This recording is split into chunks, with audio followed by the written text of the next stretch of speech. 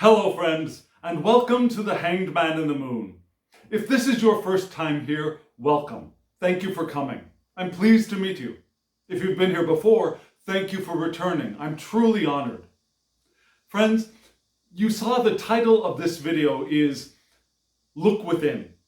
And I decided to go with a photo of myself holding a crystal ball. Now, that's not clickbait. I wasn't trying to make you think that we're going to be doing scrying or the crystal ball gazing. Though just in case you did have that idea, I want to dissuade you of that from the very beginning. We're looking at looking within, generally, not just a crystal ball. And so, as usual, if you've been here before, I've got my week ahead spread all laid out, and we'll be diving into the idea of looking within as it relates to living an intentional life. So friends, let's look at the spread.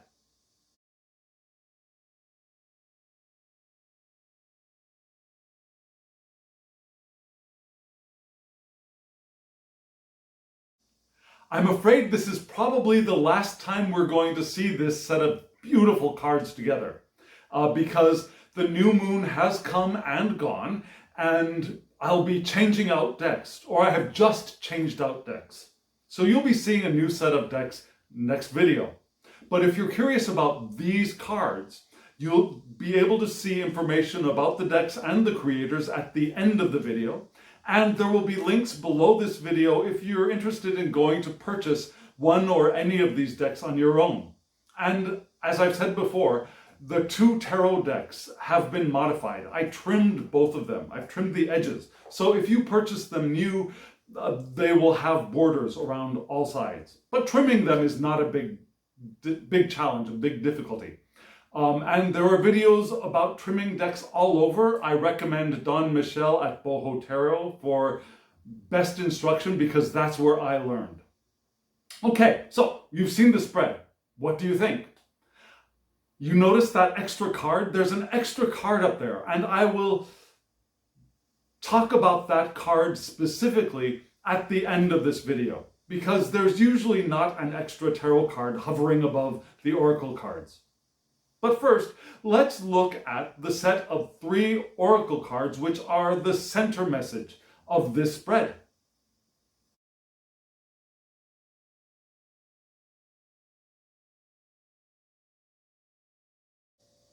The 3 cards that are here in the center of the spread are Look Within, Beyond the Veil, and Spirit Guides.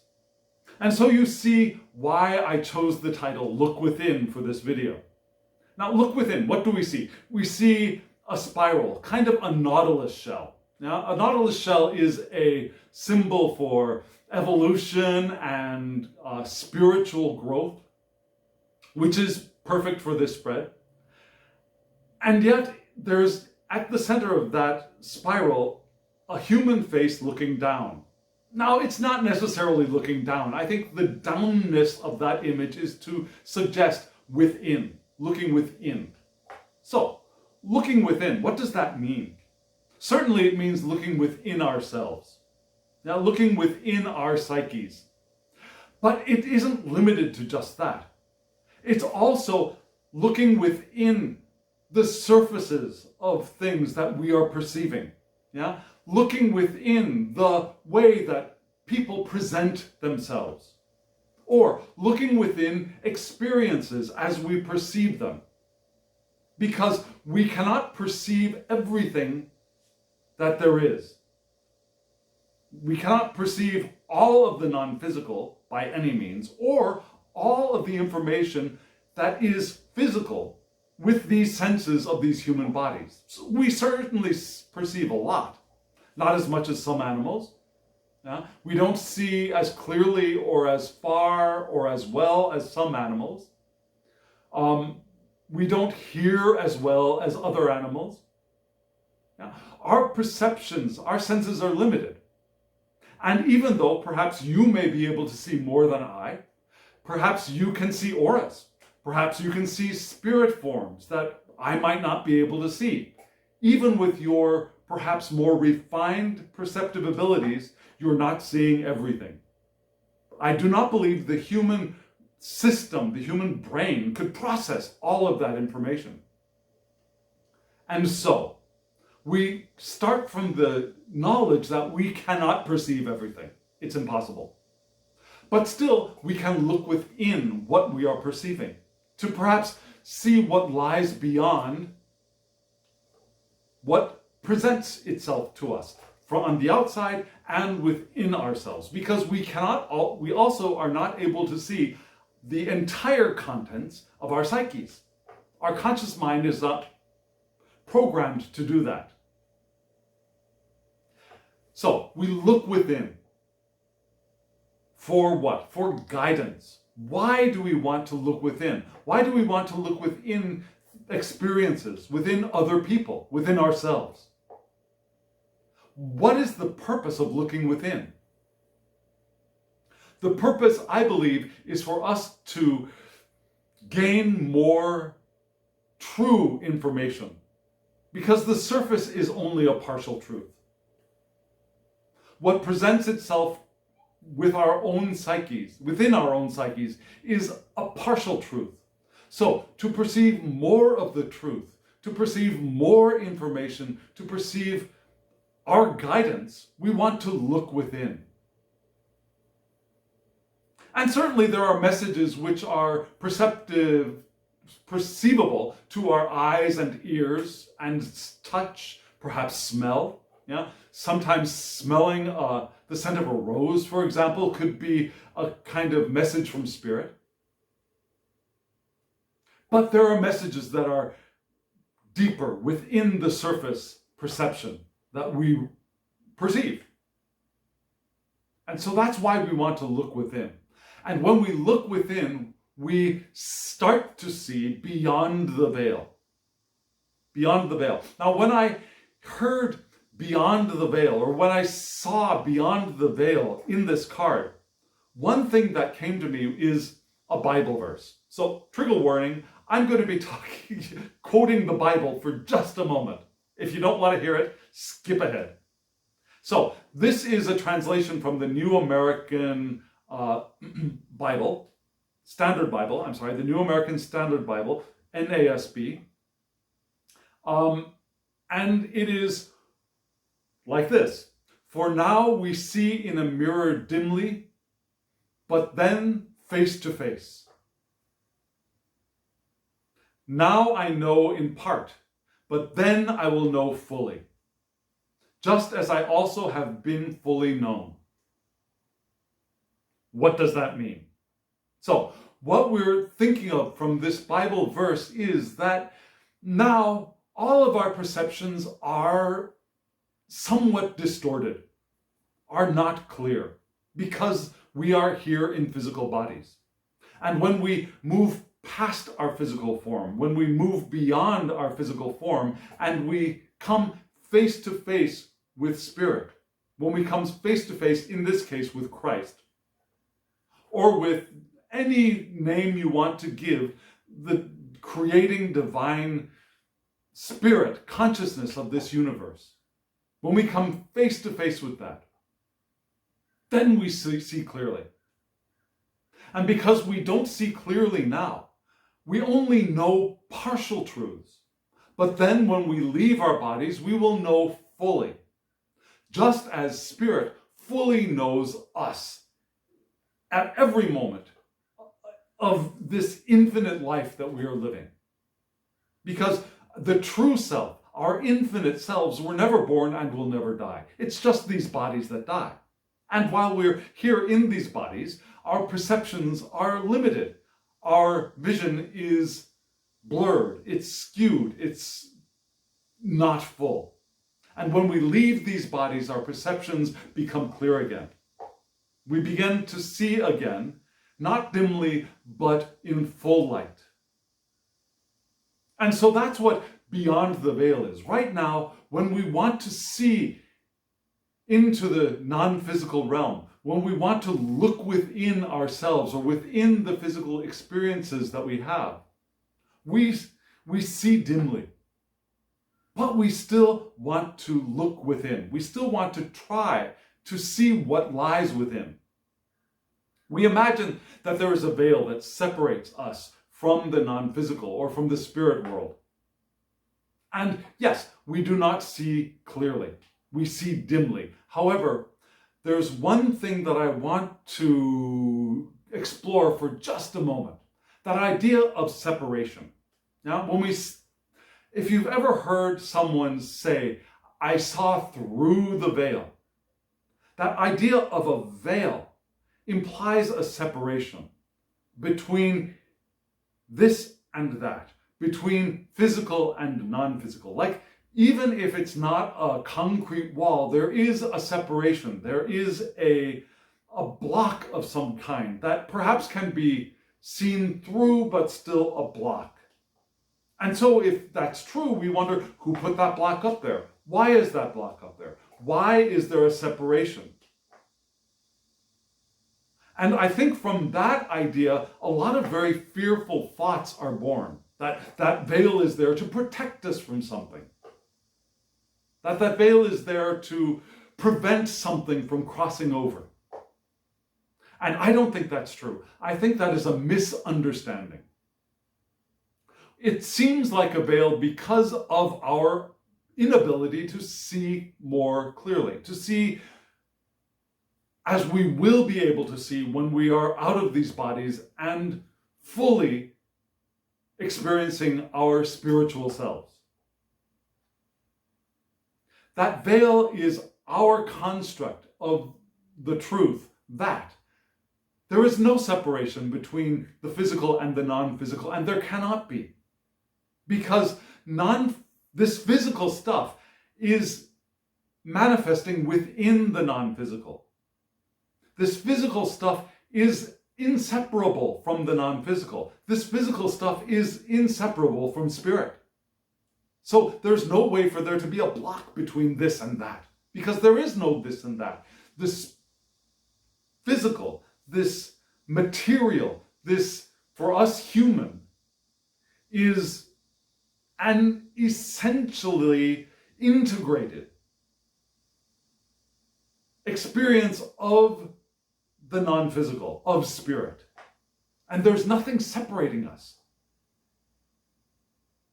We are unable to perceive it fully, and it's that lack of the ability to see clearly that causes us to construct the ideas of veils and walls and borders and all of that. I do not believe there is a veil. However, as we look within, we try to see more, I'll say deeply, but there is no depth in non-physical because there is no height, there's no width, there's no time. Non-physical does not have any of that. That is all a set of constructs of the physical world. But just for ease of communication with this language we call English, when we look deeper within, we get a sense of more of the truth, of more of a connection with the non-physical, with spirit, with God, with a great spirit, with Brahman, with the great mother, with Gaia, with the divine creatrix, with the divine creator, whatever we want to call that. And as we look beyond the veil, as we try to perceive dimly, but more of what lies beyond the surface, then we have more access to our spirit guides. And I love the name of this card, Spirit Guides, because there are two ways of understanding this. Yes, there are spirit guides, yeah? Guide entities which are spirit, certainly. They are there, yeah? They could be our relatives who have passed, our ancestors who have passed. They could be guardian angels. They could be the universal consciousness. They could be our eternal, infinite selves. Sometimes I think we see our infinite self as a separate spiritual guide being, which is one way of describing it, but it's not separate. There is no separation in this universe, in this non-physical reality.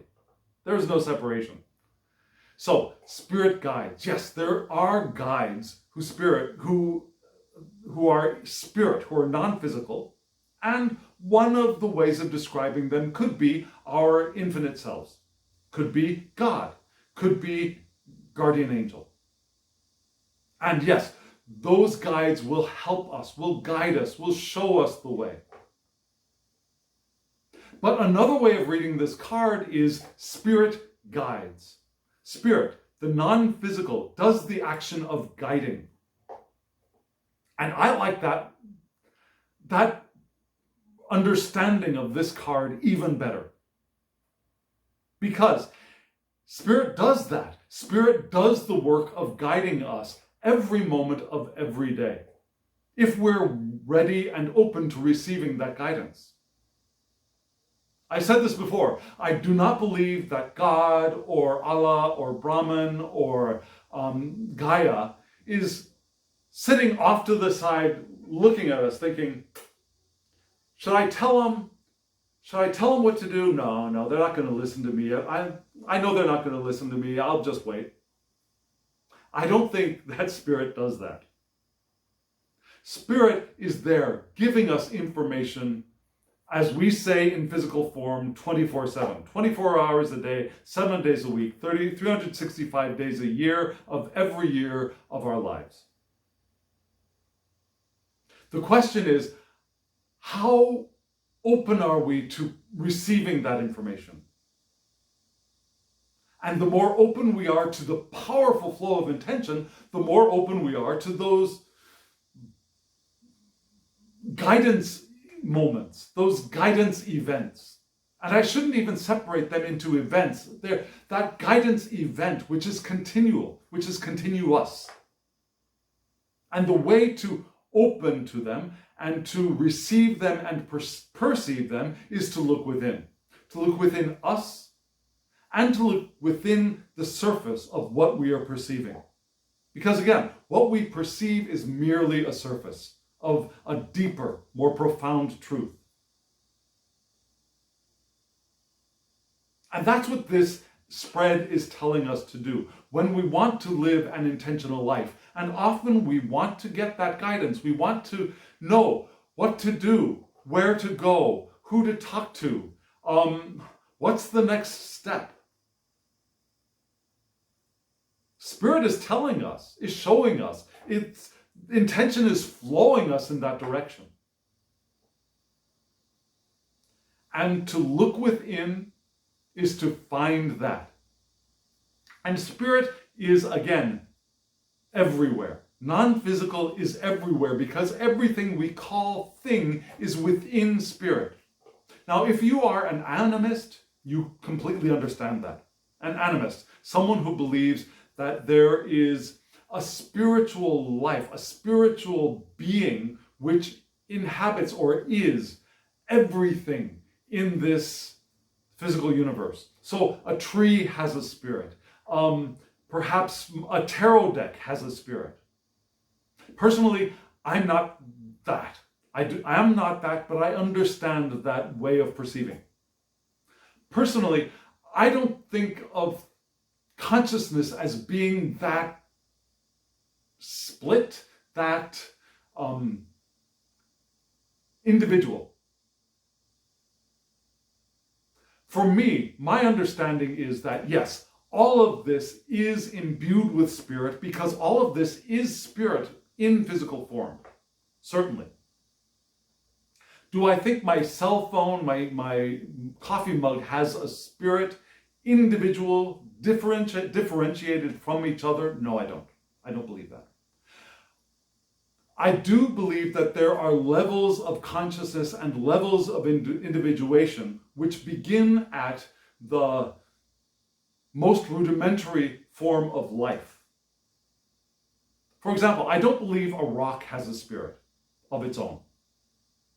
I do believe that there is a rudimentary consciousness within, for example, a single cell amoeba.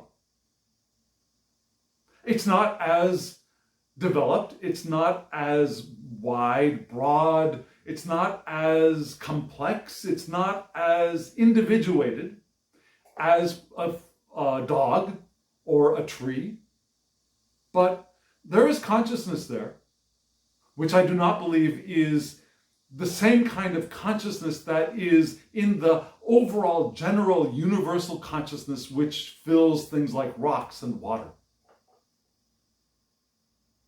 All of that non-living stuff is spirit because it's made of spirit and is filled with the spirit of the creating consciousness. However, there are life forms which are more individuated, though not separate. And human is one of those consciousnesses which are individuated but not separate from the divine creating consciousness. And because of all of that, I see how looking within something will give us connection to spirit and information and guidance from the non-physical, from the universal consciousness, from our individual guides, which are spirit. Does that make sense to you? Makes sense to me, but I'm not sure if I'm explaining it in a coherent way. If you'd like more explanation, let me know in the comments below. At this point, I think it's time to move on to the 4 questions around this, around getting guidance from the non-physical by looking within.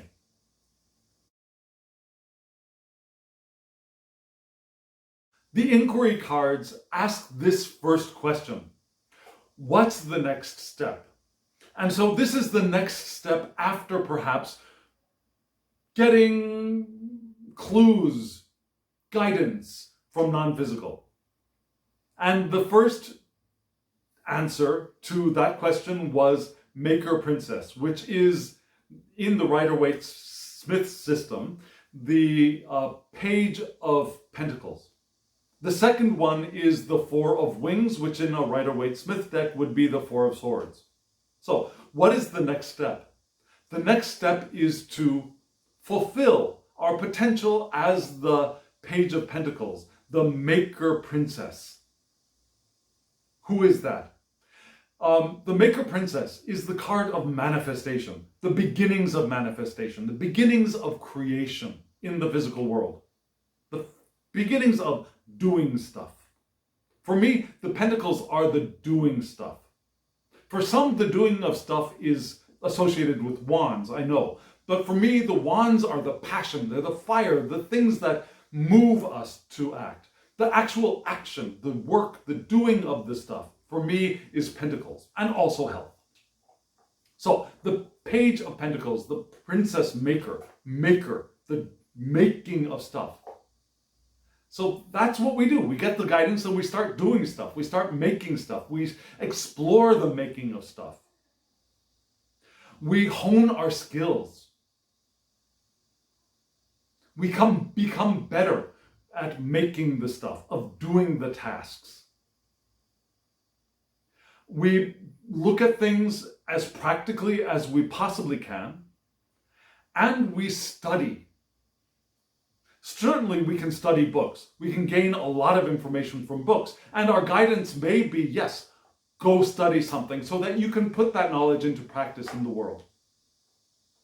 But we can also study what we are doing. For example, if you're into tarot, you can study the tarot. You can study it with a book. You can study it with a YouTube channel video. And you can study the cards just by looking at the cards and studying the cards. All of that are different forms of study. Experiential study, study through books, study through listening and watching others do. There are many ways of studying, and the Maker Princess, the Page of Pentacles, encompasses all of those things. So, the next step, you get your guidance and you study a little bit more so that you are able to put that guidance more effectively into use, into practice. So, we become the student. The guidance points us in the direction of what to study, what to become, what to make, what to begin doing. And the next is the Four of Swords. And I think we want a balance of both of these. The Four of Swords, the Four of Wings. The Four of Swords is the card of meditation and contemplation.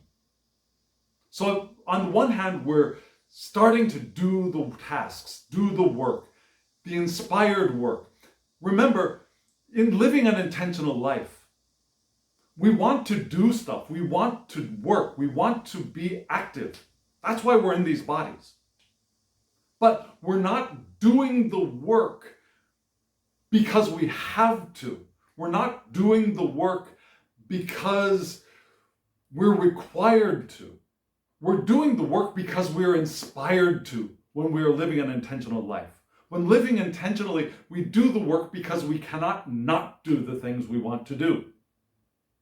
Whether that be create a painting or clean the bathroom. Yeah? Living intentionally means we do the things that we feel inspired to do. And we do them with as much joy and love and interest as we can. Which is the Maker Princess. But on the other hand, we also want to take time to meditate, to contemplate, for stillness of mind, for stillness of perception. Especially stillness of mind. So meditation, contemplation. We receive information, and in order to integrate it, we allow our minds to quiet so that that chatter doesn't distract us from the integration process of the guidance that we receive. Now, some other meetings can be repose, recuperation, recovery. But did you notice that in this card, we have a figure, looks like a male figure in a skirt, and that skirt looks like it's in motion. And this image, while it's not exactly the same, speaks Dervish to me. Do you know what a dervish is? A dervish is a kind of Sufi, which is a kind of Muslim. Now, one of the areas or one of the kinds of Muslimism is the Sufi. And one of the practices or one of the kinds of Sufi people is called a dervish. And a dervish is it's perhaps a kind of monk, but it's a person who experiences divine union by doing a very specific dance. They wear long skirts, and they usually have a hat. I believe a dervish would need to have their heads covered. And there's a very representative hat that most people would recognize, a very tall hat. And they put their hands in a very specific posture, and they begin to spin. And the posture, the clothes, everything is symbolic of something, of an element of connecting with the divine, of divine union. And in that spinning, they go into a contemplative state. And in that contemplative state, as their bodies are moving, they experience divine union. So, it's a meditative, contemplative state, but it is not necessarily a motionless state. So this card reminds me that as we become contemplative, as we quiet the mind and meditate, it doesn't mean we have to stop our bodies. Now, we could be dancing through life in a contemplative state. And I think that's one of the possibilities of a reaction, a response to spiritual guidance. On one hand, we have the Maker Princess, which looks like a girl pregnant, right? About ready to birth something into creation. And also the dance of contemplation. The movement of contemplation within these bodies, within the non-physical. So, what is the next step? We study, we learn, we put into practice, and we also quiet the mind. Not necessarily the body, but we quiet the mind in order to integrate, in order to digest and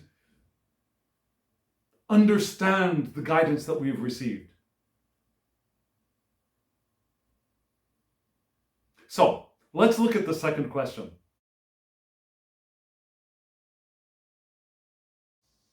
I love the second question. What can I celebrate? Because we're moving from getting guidance and putting it into practice, as well as quieting the mind so that we can integrate the guidance that we've received from Spirit. And now we want to celebrate. I'd want to celebrate if I got, or when I get, spiritual guidance. I'd want to celebrate that. I do want to celebrate that. I want to celebrate it even before I get it. Perhaps that would be something to think about. Celebrating the guidance before we receive it, knowing that it is always there available to us. And the two answers to this question, what can I celebrate? Both of them are from the major arcana. So both of them are important cards.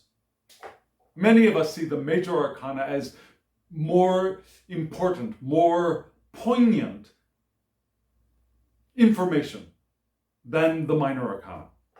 Not everybody believes that, but I do. So that's the way that these two cards are speaking to me. And one of them is the Magician, and one of them is Justice. And did you notice that in the Magician card, instead of the typical one above, one below, or as above, so below, one above, like a discount sale, one above, one below, as above, so below, we've got the Spirit, the Magician, balancing two flames, holding two flames equally in their hands, which gives an echo of that Justice card right beside the Magician, which interestingly, in the Pholarchos tarot, does not have the scales of balance. So we've got the scales of balance for Justice in the Magician card. And instead of the scales of Justice in the Justice card, we've got a bird, which I suppose could be a kind of magician image, perhaps like a raven, Odin's raven, maybe. Anyways, let's look at the Magician. The Magician, manifestations. We want to celebrate the manifestations that we have already accomplished and the manifestations that we will accomplish. And remember, these bodies that we inhabit are our manifestations. Now, we manifest these bodies, and we can celebrate them in all of their shapes, colors, abilities, ages, everything. We can celebrate these bodies as these are our manifestations. It's the card of resourcefulness. It's the card of inspired action, which is what we want to do after we receive our guidance. The inspired action. Remember that Maker Princess. It's the card of power, and you see this Magician with power in their hands. It's the adroit magician, the clever, the skillful one, and we want to celebrate those aspects of ourselves because we, each of us, in our own ways, are clever, are skillful, are adroit. Our creative mental power, we want to celebrate that, and that is totally the Magician. So we get the message, we get the guidance from Spirit, and we celebrate who we are as manifestors in this physical universe. And we also do the work of justice. Now we celebrate our ability for balance, for truth. Because looking within to get the guidance from Spirit is, in a sense, perceiving deeper truth. It's the card of equality. I am a powerful being. I am a creative, powerful manifester, and so are you. And so is she. and so is he, and so are they, and so is it. So is that tree. And we want to have justice. And we want to have fairness. We want to have fairness. Actually, perhaps more than equality, we want to have fairness. And there's something that, there's a meme that went around, or is still going around, that shows 3 different people standing behind a fence, and on the other side of the fence there is a sporting event. I believe it's a baseball game. I think it's an American meme, so probably a baseball game. And these 3 people are of different heights. The tallest one can just barely see over the fence. The medium height person cannot see over the fence. And the smallest person definitely cannot see over the fence. And so the next frame is equality. All of them are given the same sized box to stand on, equally. So the one who could already see a little bit sees better. The one who is medium height can maybe just see a little bit. And the one who is the shortest can still not see anything, but that's equal. They received equal portions. But it's unfair. The tallest one did not need a box, really. So, for fairness, so that all can have the same opportunity, one of those boxes should be given to the shortest person, so that the tallest person who could already see can still see, the medium height person with 1 box can see, and then the shortest person with 2 boxes can now see as well. So, better than equality, it's fairness, which is justice. And we want to celebrate our potential and ability to work justice in the world, in all of its forms. Social justice, justice for other humans. Environmental justice, justice for the planet. Universal justice, justice for all forms of life and non-life. Justice. We can celebrate our potential for justice as we celebrate our power to create. And those are both, I think, part of the guidance that we receive from spirit, from the non-physical. Let's look at that third question.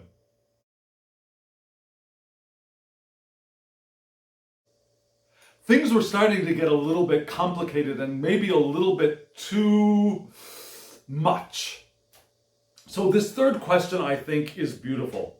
What can I simplify? Because all creation requires some cutting, some pruning. That's why we have cycles of growth and trimming or pruning, and then growth again, and then some pruning. So that things don't grow without control, without restraint, without some harvest as well. And so, part of that is also simplifying. And as human beings in these human bodies, simplifying things is one of our most important tasks, because we complicate things a lot.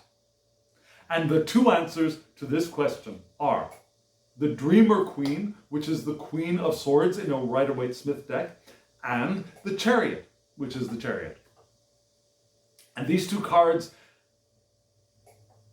speak very well together. The Dreamer Queen, the Queen of Wands. Why do we want to simplify this? The Dreamer Queen, the Queen of Swords, is the independent one. She is the unbiased judgment queen. She is the direct communication queen. She is the high achieving queen. She is the queen of very sharp mind, of very precise judgment, of achievement and thought and cleverness. And when this card came up, I was reminded of a quote from Rumi, and I searched, and right now I wasn't able to find the full text. But the quote that I remember is as follows: "Sell your cleverness and purchase bewilderment." And that's what this card is as an answer to what can I simplify reminds me of. Because sometimes we can go too far being the Queen of Swords. These minds of ours get overactive, start becoming too independent, start cleaving things away too much. We start getting too rational or thinking too much and start believing in our cleverness.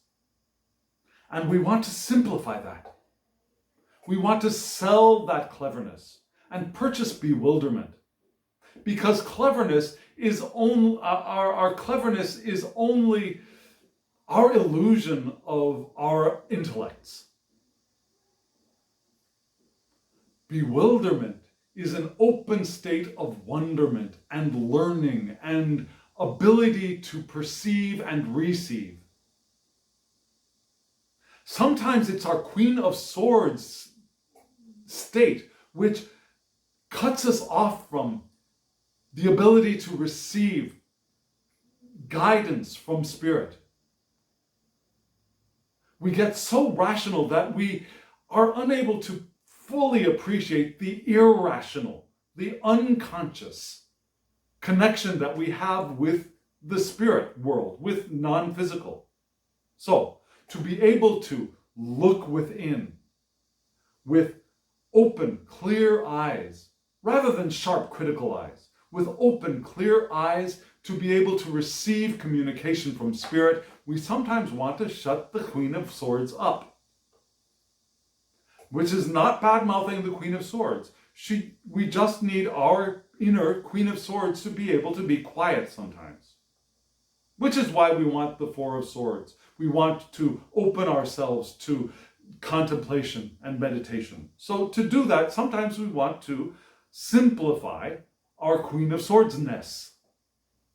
We also want to simplify our Chariot-ness. The Chariot card is the card of willpower and success and victory. And yes, we want all of those things.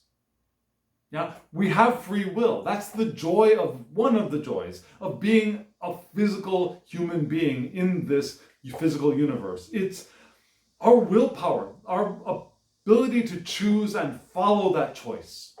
To choose this over that and follow that. Choose A over B and follow B. Or choose B over A and follow B. That's willpower. And that's a wonderful benefit of being a human in this physical world. However, we do sometimes go to extremes with our willpower. Our need for victory. Rather than expecting victory and celebrating our victory, we are determined to be victorious. And that determination, you see this fist, is not open and soft and receiving. This fist is hard and determined. And that is a closed state. A closed state which is, frankly, cutting us off from the powerful flow of intention. We don't need determination to follow our intention. We need a little bit of willpower to keep ourselves open, sure.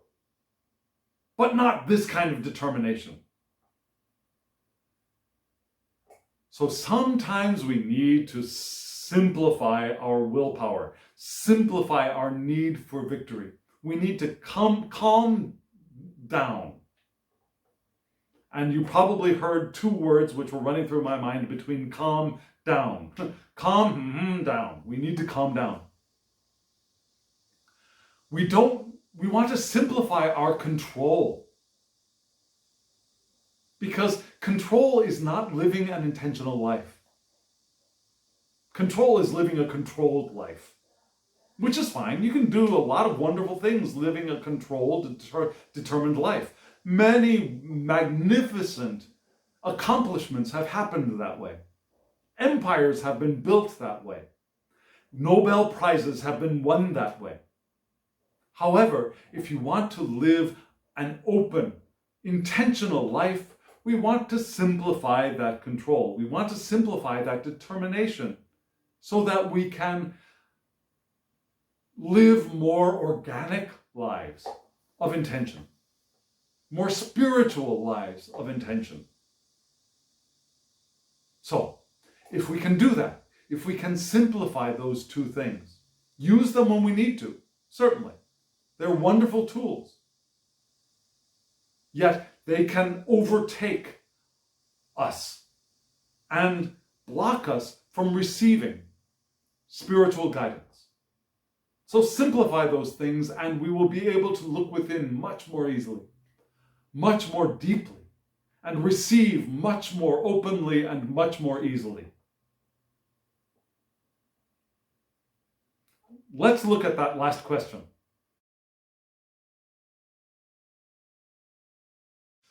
The last question, what do I want to happen next, seems like the best question that could be asked of any spread at the end. What do I want to happen next? We already asked what is the next step, certainly. What do I want to do next? But now, what do I want to happen next? What is the result that I'm looking for?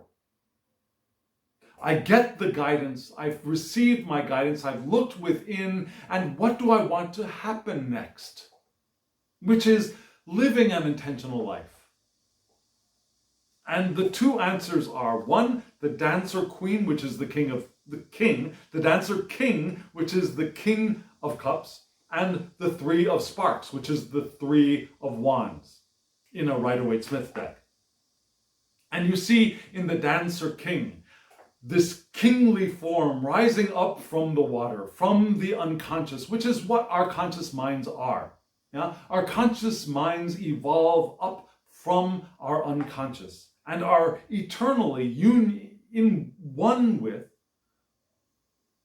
and yet we perceive most easily through the conscious lens of the mind, and we perceive more dimly into the unconscious. And this dancer king, I keep wanting to call him a queen, that's interesting. This dancer king, perhaps because my MBTI card would be the dancer queen. I'm the queen of cups in the MBTI. Anyways, the dancer king has an ocean dragon, a water dragon, rising up from the unconscious, from the ocean, and they are in union. Yeah? The dancer king is stroking the water dragon.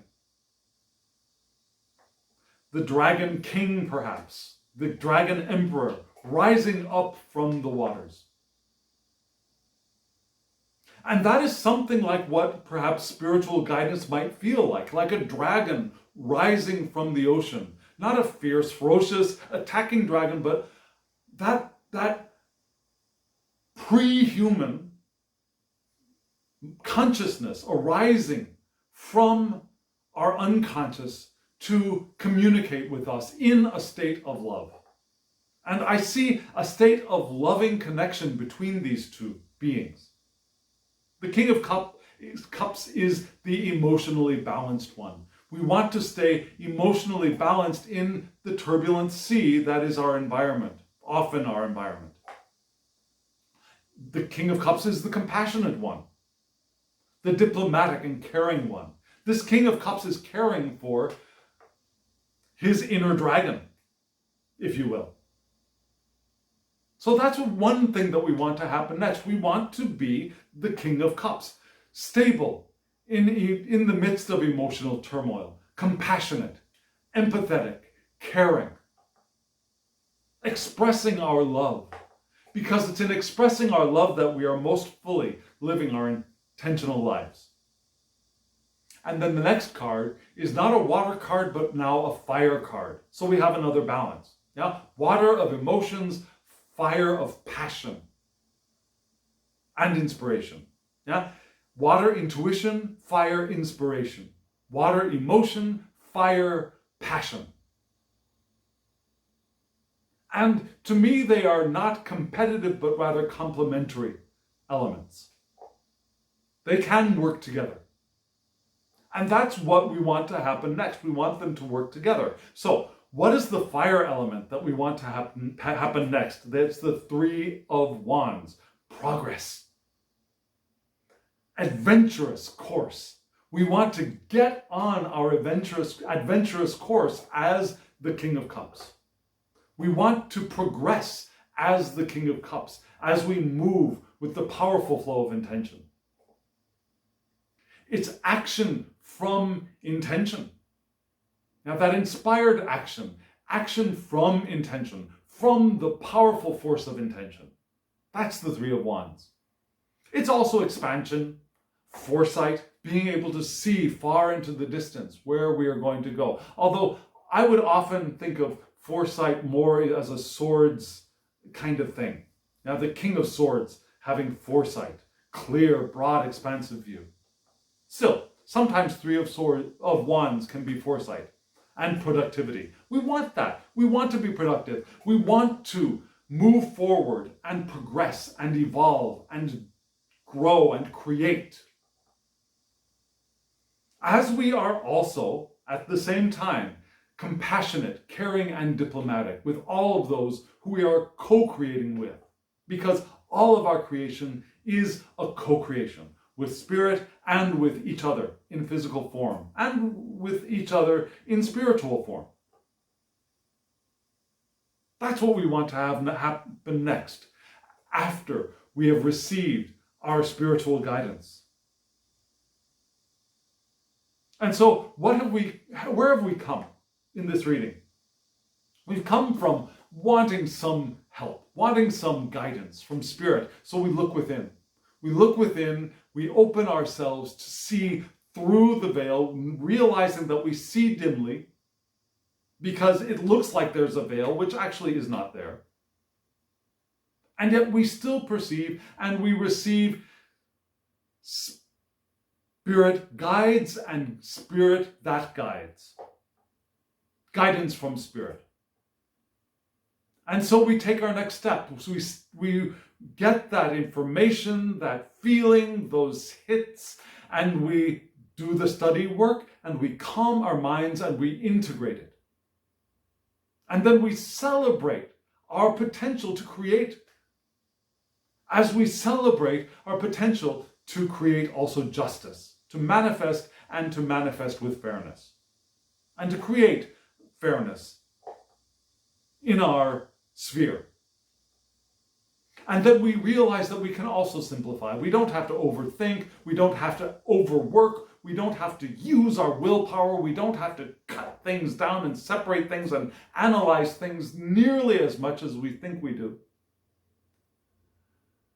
And then we want to embody our King of Cups as we move on our adventurous course and progress and do the actions from our intentions. Now remember, there was that extra card up there, right? That floating card above. Let me show it to you. Now let me tell you the story of this card. You've heard of something called a jumper card, I imagine. Yeah? When tarot readers shuffle, sometimes a card or sometimes more cards will fly out of the deck, and they're called jumper cards. And some readers read jumper cards. Some readers read exclusively jumper cards. I am not either of those readers. I am the kind of reader who realizes the limitations of their abilities to shuffle and knows that those cards that fly out are 99.9% because of these, not because of the card spirits leaping out of the deck. However, I will often check, and sometimes I feel called to put that down. However, that's not what happened this time. This was a very unique case. When I pulled this deck out to shuffle, without my knowing it, this card was stuck to the guidebook. And I didn't notice it. This one card was still stuck to the guidebook as I shuffled and I laid out the spread. And I went, after I read it, and I sometimes go back to check the meanings of some of the cards. For example, I wanted to double check what this dragon meant to the creator, oh, not the dragon, what justice, yes. I wanted to check what justice meant because there are no scales in this justice card. So I wanted to check what the creator had in mind when creating the image for this deck. So I went to the Pholarchos tarot and went to read the guidebook and noticed this card stuck to the back of the guidebook. And so I realized this card did not want to get shuffled into the deck, and maybe this card wanted to be used individually in the spread. And then when I laid it down at the top of the spread, bam, it all made sense. This entire spread is the moon to me. Now, in this moon card, I'd like you to point out a couple of things, if you notice them. There are 4 figures. They look like they're dancing. Something like the 4 of wings, the dervish image, perhaps, but they're not a dervish dance. Now, there are 4 dancers around the central figure of the woman, which reminds me kind of both the Wheel of Fortune and the World card in the Rider-Waite-Smith decks. Now, they have the 4, we call them cherubim. Yeah? And they're also considered the 4 elements or the 4 points of the compass or the 4 fixed signs of the zodiac. One of them's a lion, one of them's a bull, one of them is an eagle for Scorpio, and one of them is an angel, which in my understanding, to my way of thinking and the way I learned it, would be Aquarius. 4 fixed signs, or the 4 evangelists, yeah? But there are the 4 images. And so I saw those 4 images and those cards come to mind. And also, behind the woman, there was a labyrinth. This labyrinth is, I believe, a replication of the labyrinth which is in the chapel at Chartres in France. The chapel, the Cathedral of Chartres in France. But this spiral reminded me of that first oracle card, the Look Within card, which is what we do when we walk a labyrinth. We walk a labyrinth in order to look within. If you've ever studied the use of labyrinths in meditation, yeah, walking a labyrinth is part of a path, a physical journey of moving ourselves to our centers, to look within. So this card just spoke the entire spread in one to me, especially thinking of my understanding of the moon, which is not the same as everyone else's. To many people, the moon is a card of illusion, a card of fear and anxiety, and that's not the moon to me. To me, anxiety is the 9 of Swords. To me, fear is the 9 of Swords, perhaps even the 10 of Swords, perhaps even the 8 of Swords in a Rider-Waite-Smith deck. Illusion would be the 7 of Cups card turned upside down to me. This is not a card of the illusion, anxiety, or fear for me. It is a card of the subconscious. And you see, this woman is rising from the water, similar to the King of Cups, who was rising from the water.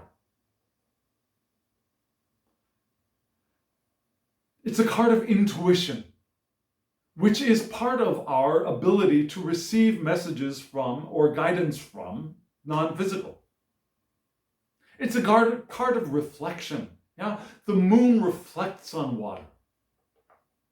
And so some people think of it as illusion, but I don't think it's real illusion. It's a reflection. As long as we don't see that reflection and think that it is other, if we recognize that that reflection is reflecting us in the moon card, then yes, we are perceiving the moon properly. Now, it's not the finger pointing to the moon, it is the moon. And we can only point to the moon. But don't focus on the finger, focus on the moon. It's the card of imagination, which is also the Seven of Cups, but imagination in that unconscious way. The Seven of Cups is a very conscious kind of imagination. This is that unconscious imagination that arises from within. So, the moon card. Look within. Look within for that spiritual guidance that we want. And at those times that we see that we aren't able to look within and we're just seeing the surface, we're seeing the reflection of the moon on the water, that's okay. Because that reflection of the moon is us perceiving ourselves. So we can gaze at that reflection. And then as we open to that, as we open to looking within that reflection, we'll be able to start seeing behind the veil, behind the surface, into the depths.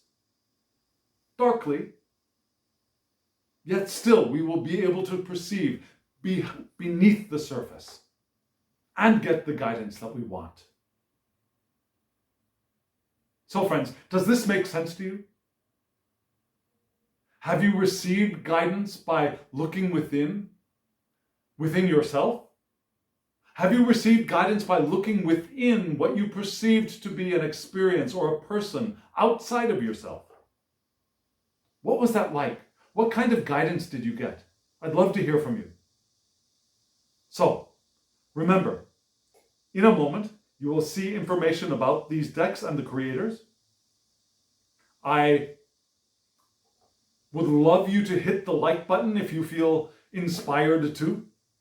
I would love to have you subscribe to this channel if you haven't already and hit that alarm bell so you get notifications when I upload videos.